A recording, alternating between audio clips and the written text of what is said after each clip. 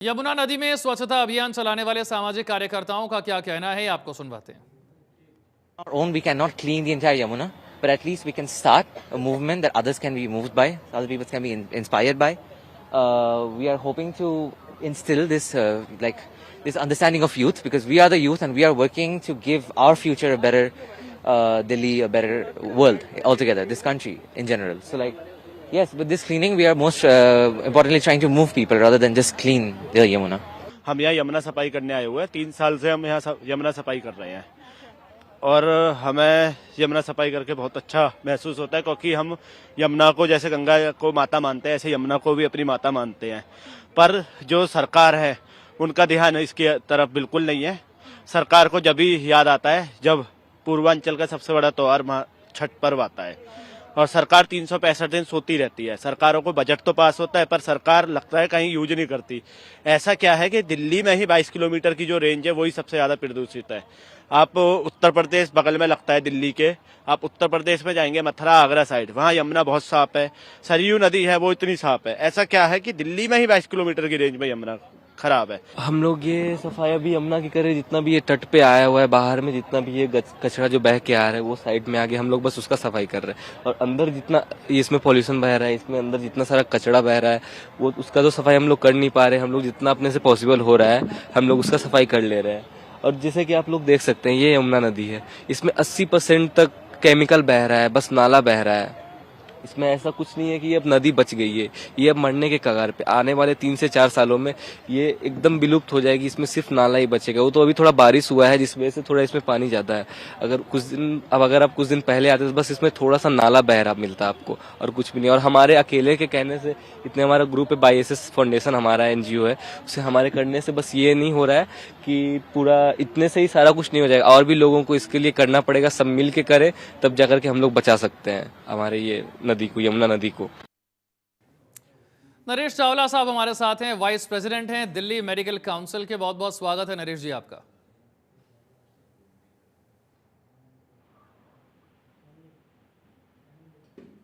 नरेश जी सुन पा रहे हैं आप मुझे? हाँ जी, आपको सुन पा रहे हैं।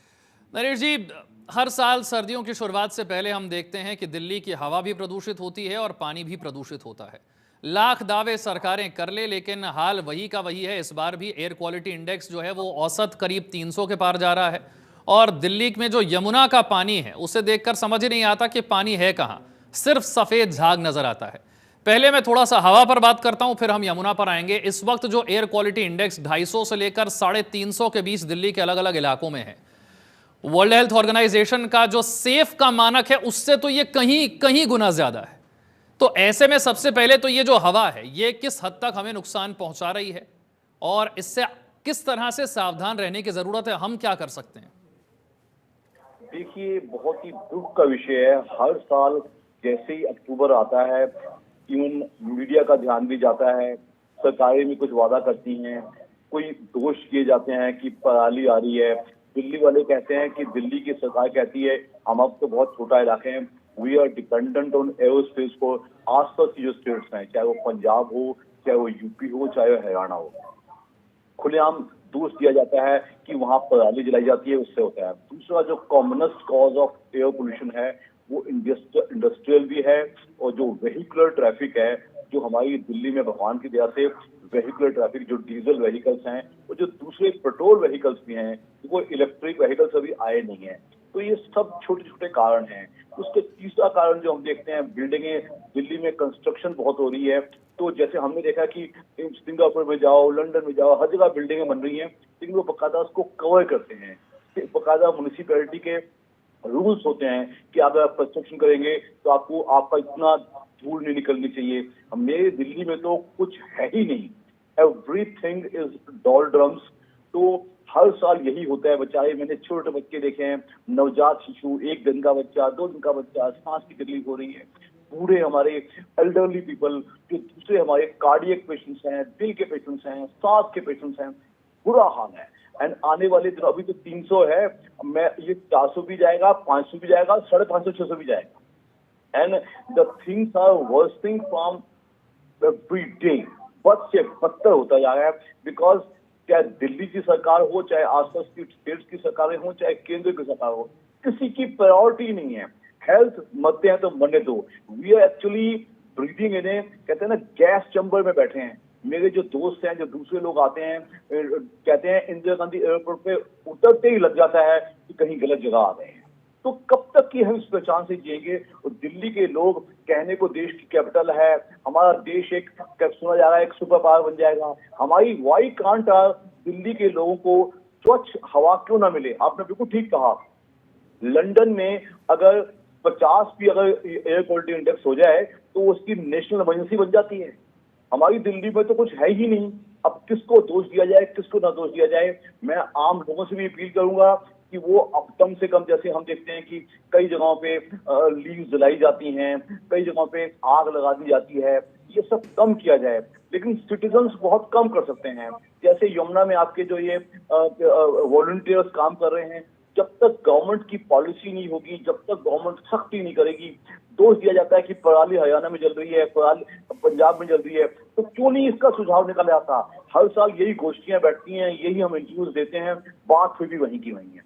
तो कहीं ना कहीं कुछ पंचवर्षीय योजना बने, कुछ सालों को प्रोजेक्ट बनाया जाए। दिल्ली वालों को ऐसे मरने का कोई इनका दोष नहीं है। इसके लिए चाहे दिल्ली की सरकार हो, चाहे आसपास के प्रदेशों की सरकार हो, किसी भी पार्टी को हो, all political parties must come together कि दिल्ली वालों को सजा मत दो, ऐसा मत करो। We also know it, Delhi is one of the most polluted cities of the world. लेकिन कब तक इस टैग से हम खुश रहेंगे? हमें इस टैग को उतारना पड़ेगा। कोई भी सरकार आए, ड्यूटी बाउंड है इस चीज के लिए कि वो इस काम को प्रायोरिटी पे करे। अदरवाइज दिल्ली में आए तो रोए नहीं है, पूरी हिंदुस्तान दिल्ली में आना चाहता है। नरेश जी, मैं थोड़ा सा हेल्थ को लेकर के समझना चाह रहा था। बहुत सारे लोग जिन्हें ऑलरेडी एस्थमा है या फिर फेफड़ों से जुड़ी हुई कोई प्रॉब्लम है, लंग्स से जुड़ी हुई कोई दिक्कत है, वो तो दिक्कत में आते ही हैं। जिन्हें ऐसी कोई दिक्कत नहीं है, उन्हें भी तरह तरह की बीमारियां इस प्रदूषण की वजह से हो रही है। खासतौर से इस मौसम में कई लोग ऐसे हैं जिन्हें एक बार खांसी लग जाती है तो वो ठीक ही नहीं होती है। खास करके छोटे बच्चे और बुजुर्गों के सामने दिक्कत बहुत बड़ी है। बिल्कुल ठीक कहा आपने। एस्थमा एक बीमारी होती है, COPD, chronic obstructive pulmonary disease. उन लोगों का तो, बूढ़े लोगों का बुरा हाल हो जाता है। ऐसी आने वाले दिनों में प्रैक्टिकली हमने लास्ट ईयर देखा था, 1/3 खांसी दिल्ली के लोग एक टाइप पे खांसते रहती है, और ऐसी खांसी जो किसी दवा से ठीक नहीं होगी। तो उसका कारण क्या है? उसके कारण पोल्यूटेड एयर है। हम उनको दवाई देंगे, हम उनको एंटी एलर्जिक्स देंगे, ब्रोंकोडायलेटर्स देंगे, उससे उनको फायदा ही नहीं होता। तो मैं, ये तो बड़ी दुविधा बड़ी बात है कि बेचारे up to the extent even lung cancer तक इंजेक्ट किया जा रहा है, वो भी इससे बढ़ते हैं। जो बाकी एग्जिस्टिंग बीमारियां हैं, जिसको दूसरों को दूसरी बीमारियां चल रही होती हैं, किसी को डायबिटीज है, हाइपरटेंशन है, हर चीज में हवा, तो जैसे ही हम इस दुनिया में आते हैं तो first thing we take is air. Even पानी भी बाद में आता है। हवा तो हमारा एक कानूनी, एक हमारा मूल अधिकार है। दिल्ली वालों का ये मूल अधिकार है कि उनको ये दूषित हवा, प्रदूषित हवा ना मिले, और ये जल्दी प्रायोरिटी बेसिस पे किया जाए। लेकिन सालों साल गुजर जाते हैं, कुछ बदलने का नंबर ही नहीं आ रहा। We are breathing a very bad air. मैंने ऐसे बच्चे देखे हैं, बेचारे पैदा हुआ नहीं भी बच्चा, 2 दिन का बच्चा, 3 का बच्चा, निमोनिया हो गया, ब्रोंकाइटिस हो गया, अस्थमा होगा। उसका क्या दोष है कि वो दिल्ली में पैदा हुआ है? तो मैं सबसे अपील करना पसंद करूंगा to all political parties, despite any dirty politics, इसको प्रायोरिटी। नरेश जी, मुझे लगता है पॉलिटिकल पार्टियों से उम्मीद करना बेमानी हो चुका है, क्योंकि इतने सालों से भी ये समस्या चल रही है और दावे सुन सुन के अब दिल्ली वाले भी थक चुके हैं और पक भी चुके हैं, और ये सोल्यूशन किसी को नजर आ नहीं रहा। और सबसे ज्यादा जो शर्मिंदगी की बात है, जिन नदियों को हम देवी मानते हैं, माँ मानते हैं, उनकी पूजा करते हैं, उनका हाल जो हमने कर रखा है, चाहे वो गंगा हो चाहे यमुना हो। और यमुना की बात आपने ठीक कहा कि साल के इसी समय पर ज्यादा होती है क्योंकि छठ पर्व मनाया जाना होता है, और जब छठ पर्व मनाया जाता है दिवाली के बाद, तो हजारों लाखों लोग इकट्ठे होते हैं, नदियों के किनारे घाट पर इकट्ठे होते हैं। ये जो सफ़ेद तैरता हुआ झाग आपको नजर आता है, जो कि दरअसल इंडस्ट्रियल केमिकल वेस्ट है, क्योंकि जहरीला है, इससे बदबू भी आती है। पानी तो खैर नजर ही नहीं आता यमुना में कहाँ है, अब तो सिर्फ वो झाग ही नजर आता है। ये पानी कितना खतरनाक हो सकता है, जो छठ व्रती हैं यहाँ पर जाते हैं उनके लिए ये पानी कितना खतरनाक है। और हैरानी की बात है कि आसपास रहने वाले लोग तो इसी पानी से नहा भी रहे हैं, कपड़े भी धो रहे हैं, अपने जानवरों को भी नहला रहे हैं। ये बहुत दुख की बात है। मैं देखता हूँ जो यमुना के तट पे लोग रहते हैं, तो यमुना के तट पे जो सब्जियां उगाई जाती हैं, मत भूलिए जो दिल्ली वाले सब्जियां खाते हैं, उस सब का जो पानी तो यमुना से ही आता है। इट इज पोल्यूटेड, हमें पता चल जाता है। जो सब्जी मैं अमेरिका या न्यूयॉर्क में जाके खाऊंगा, या जो मैं स्टेक वहां खाता हूँ, जो यहाँ खाता हूँ, खुलेआम फर्क नजर आता है। पेस्टिसाइड्स का, पोल्यूटेंट्स का, जो हैवी मेटल्स हैं, लेड है, आर्सेनिक है, जो कि बहुत ही डेंजरस हैवी मेटल्स हैं। आप सोच नहीं सकते कि हमारी सेहतों के साथ क्या किया जा रहा है। मुझे बहुत दुख है कि हर साल पॉलिटिकल पार्टी भी कहती हैं, गवर्नमेंट भी कहती हैं होगा होगा, लेकिन मुझे नजर नहीं आ रहा कुछ होगा जब तक कोई बहुत हैवी कदम नहीं उठाए जाएंगे। ये तो मैं चाहता हूं कि मीडिया भी पूरा दबाव बनाए और जो सिटीजन काउंसिल्स हैं हमारे देश की, जो हमारी मेडिकल एसोसिएशंस हैं, जो हेल्थ एसोसिएशंस हैं, पूरा दबाव बनाए, तब हम उम्मीद करेंगे कि काम चलेगा। अदरवाइज तो ये समझ लो कि अब तो ये पानी कितना खतरनाक हो सकता है, मैं थोड़ा सा ये समझना चाहता हूं। और जिन्हें अब छठ पर्व मनाना ही है और घाट पर जाना ही है, वो क्या ध्यान रखें, कैसे अपने आप को ज्यादा से ज्यादा बचा सकते हैं वो? उसका ये की तरीका है। पहले तो मैं दिल्ली वाले को कहूंगा, एयर पोल्यूशन का तो आप अपना अपना बचाव खुद कीजिएगा। एटलीस्ट छोटे बच्चों को, वो एल्डरली सिटीजन्स को, उनको तो हम इतना ही कहेंगे कि वो मास्क पहन के चलें। पानी के बचाव का एक ही तरीका है, देखो छठ तो रुकेगा नहीं। We have a good amount of population in Delhi जो छठ मनाते हैं, वो जो 2-4 लाख की नहीं, कम से कम 35-40 लाख से भी सुना ऊपर की जगह है। तो उसके लिए हम इतना कहेंगे, एक तो एटलीस्ट यमुना को ओवर पोल्यूट ना करो, और दूसरा अपना पानी खुद लेके चलो, बोटल वाटर चलो या कैसा भी करो, क्योंकि वो पानी तो पीने लायक नहीं है, नहाने लायक भी नहीं है, इनमें जानवरों को नहलाने लायक भी नहीं है। लेकिन सब कुछ चल रहा है तो एक दिन तो बदल नहीं इस जाएगा। तरीके मैं के इतना ही पानी से कहूंगा। क्या क्या दिक्कतें हो सकती हैं, क्या बीमारियां हो सकती है, स्किन प्रॉब्लम्स होती हैं, क्या हो सकता है, और थोड़ा ये भी बता दीजिए। इससे ये समझ लीजिए कि अगर ये पानी गलती से पी लिया जाए तो पेट का इंफेक्शन, जिसको कि हम गैस्ट्रोएंटेराइटिस कहते हैं, हैजा कहते हैं, कॉलरा कहते हैं, टाइफाइड टाइप बुखार कहते हैं, कुछ भी हो सकता है। स्किन की एलर्जीज, इतनी गंदी एलर्जीज कि पूरा जन्म ठीक ना हो। तो इसमें, क्योंकि मैं पहले कहता हूँ, इसमें पोल्यूटेंट्स बहुत ज्यादा हैं, इसमें हैवी मेटल्स भी हैं, और इवन जो कीटाणु हैं, जो वेरियस बैक्टीरिया हैं, वो इतने ज्यादा है, उनका अनुमान लगाना भी मुश्किल है। लेकिन हम इतना ही कह सकते हैं कि वो पीने लायक तो कतई ही न लिया जाए। सिर्फ और सिर्फ आप हाथ धोने के लिए और नहाने के लिए छुटपुट इस्तेमाल कर सकते हैं। तो जो लोग भी जाएं, जो अफोर्ड कर सकते हैं, अपना पानी की बोतल घर से लेके चलें या बोतल वाटर लेके चलें।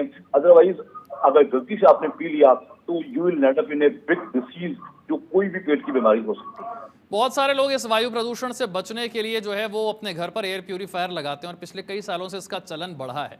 फिर बहुत सारी रिपोर्ट्स ऐसी भी सामने आती हैं कि एयर प्यूरीफायर भी बहुत ज़्यादा असर कर नहीं रहे हैं, क्योंकि बाहर का प्रदूषण लेवल अगर 300-400 तक जा रहा है तो वो एयर प्यूरीफायर भी आपको बहुत हद तक बचा नहीं सकता है। क्या कोई ऐसा तरीका है जिससे आप बच सकें दिल्ली में रहते हुए एयर पोल्यूशन से? ये जैसे कि मैंने कहा, अपना बचाव खुद। पहली बात, अपने घर के आसपास जो भी कूड़ा उड़ा होता है उसको जलाइएगा नहीं। जो भी आप डस्ट है उसको कम से कम रखिएगा। अपने घर के आसपास पानी का छिड़काव कीजिएगा। अल्टीमेटली मैंने देखा है बात इंडिविजुअल प्रोटेक्शन पे आ गई है। इंडिविजुअल प्रोटेक्शन, फैमिली प्रोटेक्शन और अपने घर की प्रोटेक्शन। हर शहरी अगर इतना ही कर दे, पोल्यूशन कम करे, अपना व्हीकल्स, गाड़ियां कम चलाए, अपने घर के आसपास पानी का छिड़काव कर दे, फालतू जब झाड़ू दिया जाता है तो इतना मिट्टी ना उड़े। और इसके अलावा अपने जो घर के छोटे बच्चे हैं और जो डिसीज लोग हैं, जिनको कोई बीमारियां हैं, और जो हमारे एल्डरली हैं, जो 60-70 प्लस हैं, या जिनको कोई ना कोई एग्जिस्टिंग बीमारी हो, वो घर से बाहर निकले या तो निकले ही ना, और घर से बाहर निकले तो हमेशा मास्क पहन के निकले। यही एक बचाव है। वो अपनी दवाइयां समय पे लें, और जो बचाव की बीमारियां, जो फ्लू या न्यूमोनिया हो सकते हैं, उसके बकायदा इंजेक्शन होते हैं, वो लगाएं। क्योंकि मैंने देखा है कि आपने बिल्कुल ठीक कहा, हम सरकारों से बहुत ज्यादा उम्मीद नहीं कर रहे, क्योंकि सेम स्टोरी अच्छी नहीं हो रही। अच्छी न हो तो बहुत दूर की बात, हर साल लगता है और खराब हो गया, और खराब हो गया। ये तब ठीक होगा। मैं तो समझता हूँ कि जैसा मैं पहले बोल चुका हूँ, हम सबको मिलकर करना होगा। इसमें सिटीजन्स को भी ध्यान देना होगा, मीडिया को भी दबाव बनाना पड़ेगा, और सरकार के ऊपर इलेक्शंस आने वाले हैं। खाली ऐसा नहीं कि हाँ जी हमें वोट दे दो। वोट किस चीज का वोट दिया जाए? वोट इस चीज का दिया जाए कि हम दिल्ली वाले और हमारी सेहतें खराब हो जाएं, हमारे बच्चे और खराब हों, हमारे बूढ़े अच्छी जिंदगी ना पा पाए। आई थिंक इस सबको हमें इतनी ऊंची आवाज उठानी पड़ेगी, इस सबको हमें जल्द से जल्द रोकना पड़ेगा। आपने भी इस बात को अनुभव जरूर किया होगा कि जैसे ही अक्टूबर नवंबर का महीना शुरू होता है, दिल्ली एनसीआर में जो है मरीज बढ़ जाते हैं और तरह तरह की बीमारियों को लेकर आते हैं। उन्हें बहुत बाद में ये बात पता चलती है कि दरअसल जो बीमारी उन्हें हो रही थी वो प्रदूषण की वजह से, जो शायद पहली बार में हम सोच भी नहीं पाते, समझ नहीं पाते कि हवा में प्रदूषण ज़्यादा है, एयर क्वालिटी इंडेक्स खराब है, तो क्या हमें इस तरह की बीमारी हो सकती है। हमें पहली बार सिर्फ एक खांसी है जिसे देखकर समझ में आता है कि हाँ शायद यह प्रदूषण की वजह से हो। आपके अनुभव में और ऐसी कौन कौन सी दिक्कतें हैं जो इस समय लोगों को हो रही हैं और शायद उन्हें पता भी नहीं है कि वो इस प्रदूषण की वजह से हो रही है? आपने बड़ा अच्छा सवाल पूछा है। देखो, सांस का तो लगेगा, बंदे को नजला ज्यादा हो जाता है, बंदे का गला ज्यादा खराब हो जाता है, परसिस्टेंट कफ हो जाती है, ब्रोंकाइटिस यानी कि चेस्ट का सांस में घुटन आ जाती है, ये सब तो पता है। इसके अलावा हार्ट प्रॉब्लम्स, हार्ट जो एग्जिस्टिंग हार्ट पेशेंट्स हैं वो थोड़ा बिगड़ सकते हैं, हार्ट की प्रॉब्लम स्टार्ट होती है, इवन हाइपरटेंशन वगैरह, जो ब्लड प्रेशर बढ़ जाना खुलेआम हो सकता है।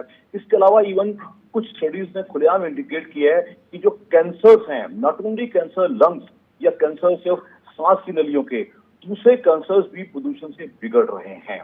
इसको रिसर्च भी किया जा रहा है, डॉक्यूमेंट भी किया जाएगा। जो दूसरे कैंसर्स हैं, जो लिवर कैंसर है, हमारी गट के कैंसर्स हैं, जो हमारी जो सांस की नली के कैंसर, लंग कैंसर है, कैंसर लैरिंक्स है, कैंसर फेरिंक्स है, कैंसर नोज है, कैंसर स्किन है, ये सब बढ़ रहे हैं। जैसे कि मैं पहले बोल चुका हूँ, इवन स्किन की बीमारियां इस दौरान बढ़ जाती हैं, एकदम लोगों को एलर्जियां होनी शुरू हो जाती हैं। और जो एयर पोल्यूशन है उसका तो ना ही पूछिए। Any disease in human body, शरीर की कोई बीमारी, उसको सिर्फ रिसर्च करना जरूरी है और डॉक्यूमेंट करना जरूरी है। बट कोई सोचे कि मैं लंदन में रहता हूँ या न्यूयॉर्क में रहता हूँ और हमारी महान दिल्ली में रहता हूँ, फर्क नहीं पड़ेगा, बहुत ज्यादा फर्क पड़ेगा। क्वालिटी ऑफ लाइफ बिगड़ जाती है, हमारी एफिशिएंसी कम हो जाती है, मेरी कार्य क्षमता कम हो जाती है, मेरी विजन खराब हो जाती है। There are so many things. कहते हैं ना कि किस किस पोल्यूशन को रोएं। हमारी दिल्ली में तो air pollution, water pollution, noise pollution, food pesticide. एक थोड़ी देर पहले आपने सब्जियों की बात की थी और एक बहुत बड़े पैमाने पर यह प्रॉब्लम है, ये सिर्फ छठ से जुड़ी हुई नहीं है। यमुना के किनारे उगी हुई सब्जियां वो उसी पानी का इस्तेमाल करके उगाई जा रही हैं जो ये पानी है, इंडस्ट्रियल केमिकल वेस्ट वाला पानी। यानी कि आप सब्जी तो मार्केट से लेकर आ रहे हैं, आपको देखने में बड़ी फ्रेश लग रही है, ताज़ी लग रही है, उसे बनाकर आप खा रहे हैं और 12 महीने खा रहे हैं। और दिल्ली में 2 करोड़ की आबादी है, वो ये सब्जियां वही वाली खाती हैं जो ये यमुना के किनारे उग रही हैं। ये कितनी खतरनाक है और ये तो पता भी नहीं चलता। एयर पोल्यूशन तो फिर भी दिख जा रहा है। आप जब मार्केट से सब्जी लेकर आते हैं, वो सब्जी आप बना रहे हैं, आपको तो पता भी नहीं है कि ये सब्जी उगी वहां पर है। आपने बड़ा अच्छा मुद्दा उठाया है। इवन जो हमारे कलीग्स हैं, जो हमारे एनआरआईज हैं, जो दिल्ली से कहीं दूसरे अच्छे देश में चले गए हैं, कहीं वेस्टर्न वर्ल्ड में या सिंगापुर या दुबई, वो खुलेआम डिफरेंस बताते हैं कि स्मेल आती है जी। हम दिल्ली वालों को तो चाहे दिल्ली का दूध हो या दिल्ली का सब्जियां हो या फल हो, आदत सी पड़ गई है। लेकिन जो लोग चले जाते हैं उनको डिफरेंस पता चलता है कि वहाँ ये है और यहाँ है। तो आपने बिल्कुल अच्छा सवाल पूछा कि इसमें स्मेल के अलावा पेस्टिसाइड्स, आप जानते हैं हमारे देश में उपज बढ़ाने के लिए इनडिस्क्रिमिनेट यूज ऑफ पेस्टिसाइड्स हो रहा है। उनकी जो परमिसिबल लेवल है, हम डेली, चाहे वो गेहूं में हो, चाहे वो सब्जी में हो, चाहे वो फल में हो, चाहे वो दूध में हो, हम डेली उसकी कई गुना खपत कर रहे हैं। मैं इस टाइम डॉक्यूमेंट नहीं कर पाऊंगा कितना कितना फर्क है, but it is a well known fact कि किसी को अगर स्टडी होती है तो पता चलता है जब हम ये खाए जा रहे हैं वो इतने सालों से हमारे शरीर का क्या हाल होता होगा। अब तो शरीर को थोड़ी आदत सी पड़ गई है, वो कोई चॉइस ही नहीं है। What other choice? आप डेली कोई अमेरिका से या दूसरे देश में ना सब्जी या फल मंगवा लेंगे। कहने का मतलब दिल्ली वालों को बहुत जल्दी इस सब से राहत मिलनी चाहिए। वो कैसे मिलेगी? आई थिंक एवरी गवर्नमेंट, जो भी चाहे स्टेट गवर्नमेंट है, म्यूनिसिपैलिटी है, थोड़ी सख्तियां की जाए। वो कुछ लोग भी गलती करते हैं। आई ट्राई टू से दिस ऑल्सो कि जो हमारे दिल्ली के रहने वाले हैं, सिटीजन्स हैं, उनको भी अपने आप को थोड़ा सा कहीं ना कहीं कंट्रीब्यूट करना पड़ेगा ताकि इसमें बढ़ावा ना दें। लेकिन इसके लिए चाहे सिटीजन काउंसिल्स बने, चाहे वॉच डॉग काउंसिल्स बने, सरकार का काम सरकार करे, काउंसिल्स का काम काउंसिल करे और इंडिविजुअल इंसान खुद करे। तो ऐसा कई सालों में होगा। तो मैं उम्मीद करता हूँ आज से कुछ दशक बाद, साल बाद नहीं, कुछ दशक बाद हम एक क्लीन और एक लिवेबल दिल्ली की कल्पना कर सकते हैं। शुक्रिया नरेश जी हमारे साथ जुड़ने के लिए और इतने आसान शब्दों में समझाने के लिए कि ये वायु प्रदूषण और ये जो पानी का प्रदूषण है किस हद तक हमारी सेहत पर असर डाल रहा है। दिल्ली में बढ़ते प्रदूषण को लेकर सियासत भी चल रही है। प्रदूषण को लेकर नेताओं और पार्टियों का क्या कहना है, आपको सुनवाते हैं। अभी भी पूरे दिल्ली के अंदर अगर हम देखें तो AQI का जो सुबह का स्टेटस है वो 278 है। तो अभी पूरे दिल्ली में जो AQI है वो पुअर कैटेगरी में पहुंचा हुआ है और उसको देखते हुए सरकार लगातार पोल्यूशन को कंट्रोल करने के लिए ग्राउंड पे अपनी सक्रियता बनाए हुए है। जब तक एक कोलैबोरेटिव तरीके से सारे सरकार जो राज्य सरकारें हैं, चाहे वो पंजाब सरकार हो, दिल्ली की सरकार हो, हरियाणा की सरकार हो, उत्तर प्रदेश की सरकार हो और साथ ही साथ केंद्र सरकार, सारे सरकारों को एक साथ मिलकर के इसके ऊपर एक ठोस लॉन्ग टर्म, मीडियम टर्म और शॉर्ट टर्म उपाय ढूंढना बहुत आवश्यक है। दिल्ली को न केवल गैस चेंबर बनाने का काम अरविंद केजरीवाल जी की सरकार ने किया है, बल्कि जहरीला पानी परोसने का काम भी अरविंद केजरीवाल आम आदमी पार्टी इन लोगों ने 10 सालों में किया है। आज दिल्ली का AQI लगातार घटता जा रहा है, 350-400 पार हो गया कई इलाकों में। गोपाल राय जी मीटिंग अभी ले रहे हैं और उनके दूसरे मुख्यमंत्री पंजाब के वो भगवंत मान जी पंजाब की जो लगातार पराली जल रही है उसके लिए अपनी जिम्मेदारी उठाने के बदले दोष दिल्ली वासियों पर डाल रहे हैं। की है कि दिल्ली की हवा हर साल इस समय एक अजीब स्थिति के अंदर आ जाती है। केंद्र सरकार भी, सुप्रीम कोर्ट भी कई बार इस विषय पे बातें कर चुके हैं। देखिए, कट्टर भ्रष्टाचारी और कट्टर झूठे अरविंद केजरीवाल जी की आम आदमी पार्टी दिल्ली में पॉल्यूशन को कम करने के लिए कोई स्टेप नहीं उठा रही है। और इसी के साथ इस बुलेटिन में इतना ही। नमस्कार।